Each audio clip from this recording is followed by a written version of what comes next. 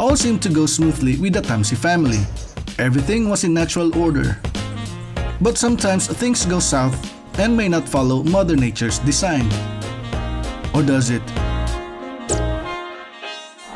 Hi, I'm Walter, and this is Urban Wild City.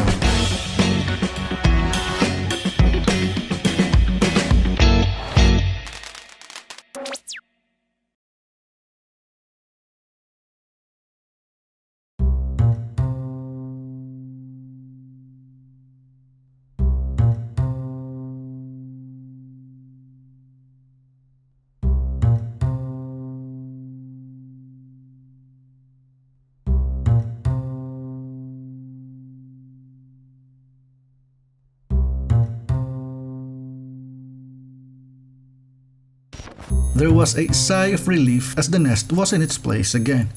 I even put a tape around it to secure it more. Probably Mommy and Daddy were first-time parents and were not well experienced in constructing a sturdy nest. Or at least Mommy was. She built it. Or a strong wind might have moved it. I looked inside the nest to check the situations of the siblings. All that was left was Sissy. Buddy wasn't there. I scanned the area, but he was nowhere to be found. Could that pesky rat had gotten him? There's this rat that has been scouring for food at our front yard. Even got a taste for my guavas. Grr. I tried trapping it many times, but it just won't take the bait. Feeling heavy with Buddy's loss, I got back to filming as Mommy and Daddy also returned to feeding. Well, I was just glad that they didn't abandon the nest right away the time they saw it fell on the ground. I think they were aware of the situation.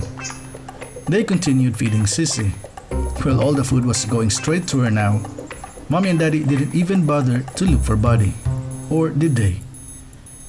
After a while, I was thinking that what if I just missed Buddy where I was searching at? So I looked for him again. And this time, thoroughly. And there he was. His baby feathers of dark olive green and black just blended perfectly well with the surroundings. He'd almost look like a heap of moss. Would-be predators would surely miss Buddy at that moment. Heck, I almost didn't see him. Kudos to Mother Nature for such great camouflage design. Carefully, I put Buddy back in the nest. I was feeling very happy after that, like somebody just solved a world problem. That evening, I made sure the nest and the chicks were okay, so I went to check them before I went to sleep.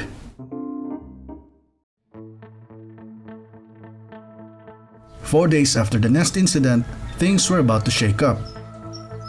Starting with the nest, this is what I saw that morning. It was hanging for its dear life. If not for my tapes, this would have been long laying on the floor. What else could have happened worse? So again, I put more tapes around it. Mommy and Daddy should be thanking me. When I checked inside the nest, I found out that Sissy's gone. First it was Buddy, then this time around it was Sissy. What just happened?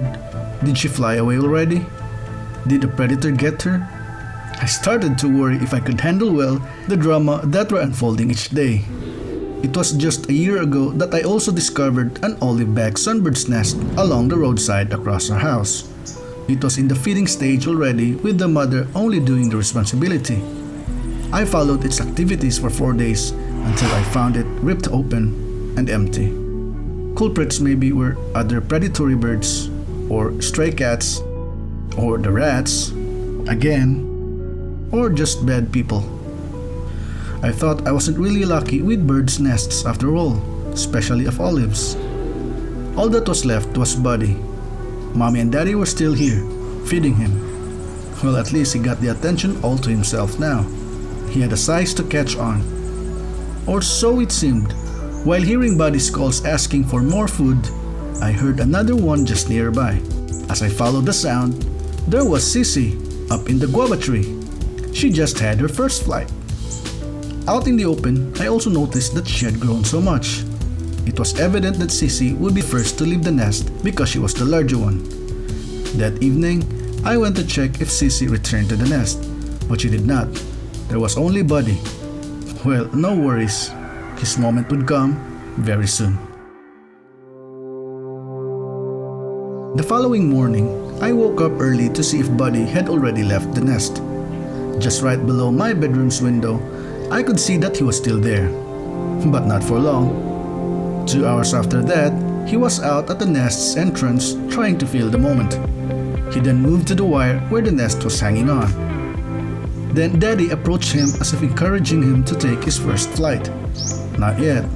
Then it was Mommy's turn to motivate him.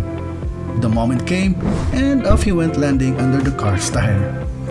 I tried to bring him back to the nest.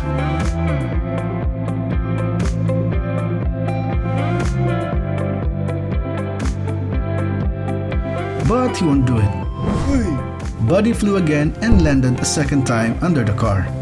He really wanted the world out there. And he would like to be with their sister again, as I saw Sissy in the guava tree. Well, I'll be darned, she's back. She probably missed her younger brother. I grabbed a stick and tried to let Buddy hop into it so I could put him somewhere but the nest. Mommy even fed him while he was still on the stick. I led him to perch on the wire near the nest where he would be comfortable. The parents were still feeding Buddy. Also Sissy by the guava tree. 2 hours later, maybe bored, he took a flight again and landed on the pavement for the third time. Again with the stick, I guided him to settle on the guava tree. Both siblings were finally reunited, well, sort of, at a distance. The feeding continued. After late in the afternoon, Sissy flew away. Maybe she went looking for Mommy and Daddy who had not returned for a while. Buddy followed later. And that was it. Just like that, they were all gone. After 35 days, they all finally left. Sure, I'm gonna miss those guys. I still could hear them peeping somewhere in the neighborhood. I was hoping they would be okay as they settled for the night. Especially Buddy, he was still very fragile. Would I still see them in the coming days? Find out on the next episode. Thank you for watching. See you in my next story.